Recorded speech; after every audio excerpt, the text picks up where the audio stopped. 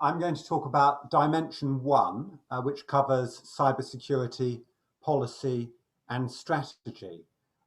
This covers a range of issues, starting with questions about how a national cybersecurity policy and strategy has been developed, who is involved, what's driving it, what are the key risks that it's seeking to address, and so on. That's as much about process as it is about content.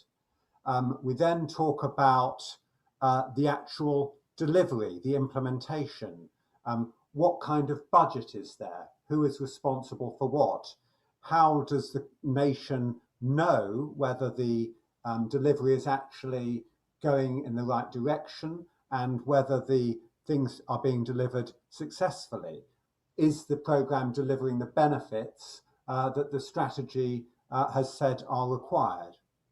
We do look at the content of the strategy in terms of whether it covers the kinds of things that you would expect to see in a national cybersecurity strategy, indeed many of the items that are covered in other dimensions of the CMM model.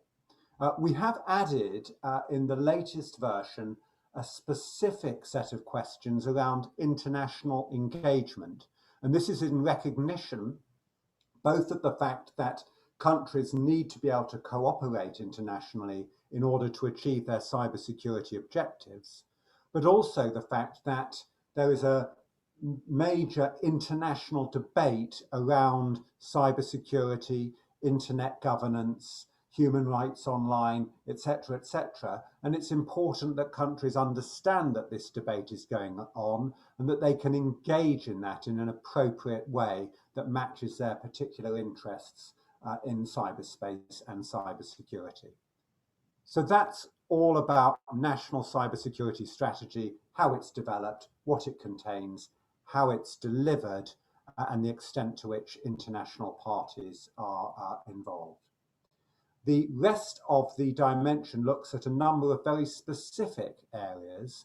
The first of these is around incident management and crisis management.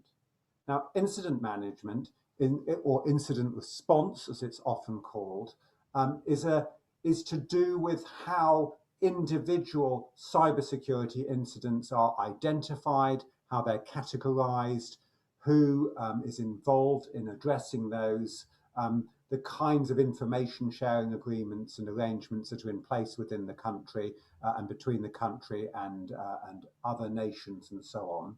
It's very much a technical and operational set of activities and absolutely central to a nation's cybersecurity strategy.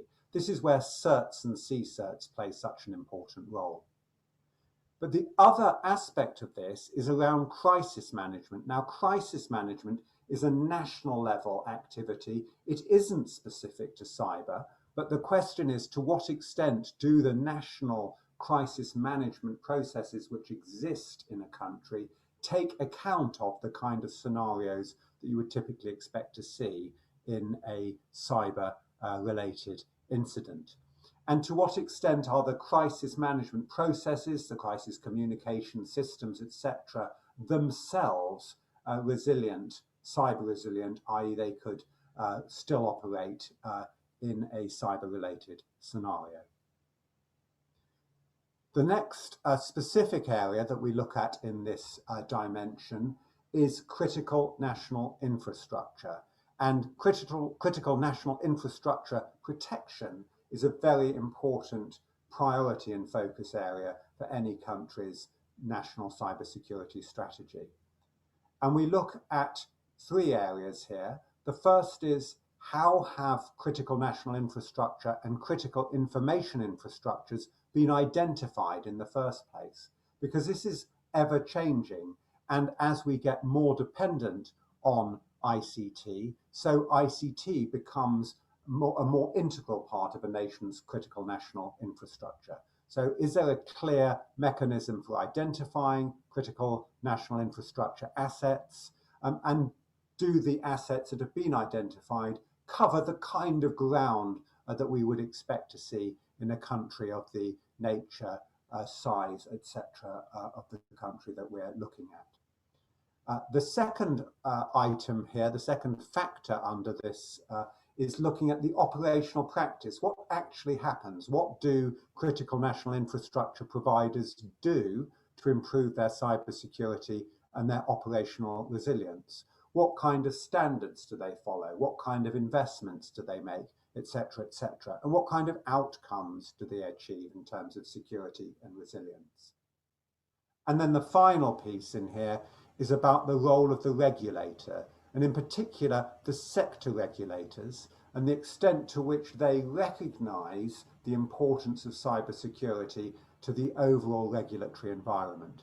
For example, we see a lot of maturity within financial sector regulators because financial sector is recognised as an important critical national infrastructure component, and financial institutions tend to have a very, very high degree of dependence on ICTs. So financial sector regulators will mostly have a significant role to play in regulating cybersecurity, but they're not the only sector regulator that matters. So what sector regulators are involved?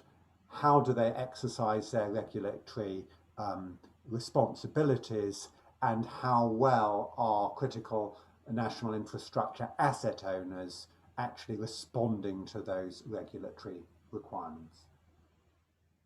The final factor within this dimension is about the role of the national security and defence community. In many countries, the national security and defence community have ownership of a lot of the advanced capabilities. So there's questions about how are those capabilities made available to the broader civil sector? Is that understood on both sides? At the same time, the national security and defence establishment itself is going to be dependent on civil infrastructure. Is that understood?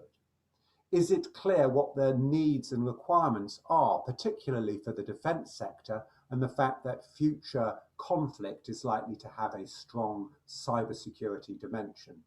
Do the militaries in countries understand that? Do they have strategies and doctrines for dealing with that? And do they have the capabilities that they require in order to address those needs?